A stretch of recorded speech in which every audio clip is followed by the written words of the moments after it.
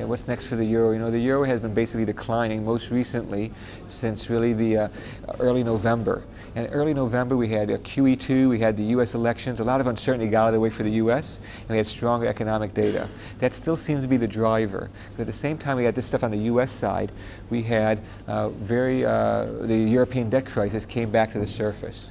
And I think that the European debt crisis isn't over, and so that probably will be a continued dominant theme in the foreign exchange market over the course of the next several months, probably through the first half of the year at least. And the euro has been, like I say, it's been falling. Our last high was just above 140 back in November of 2010.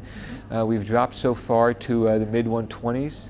I think that we can go back down to where we were in the spring of 2010 when the Greece crisis reached at least a mini climax, if you will, and the euro was down at its birth rate, which is sort of the high teens, say 118, 119. I think we can see that this year, perhaps in the first half of this year. We have an ancient philosopher said you can't step in the same river twice.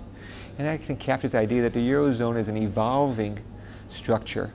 And so the Eurozone that existed in 1999, of course, is not the same Eurozone that exists today. More members, for example.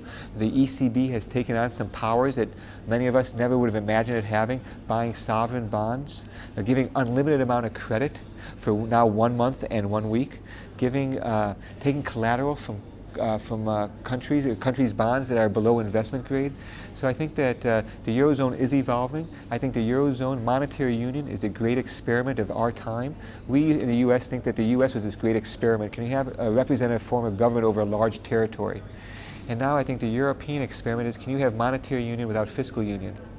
I think the jury is still out, but I suspect it will survive because there's no alternative.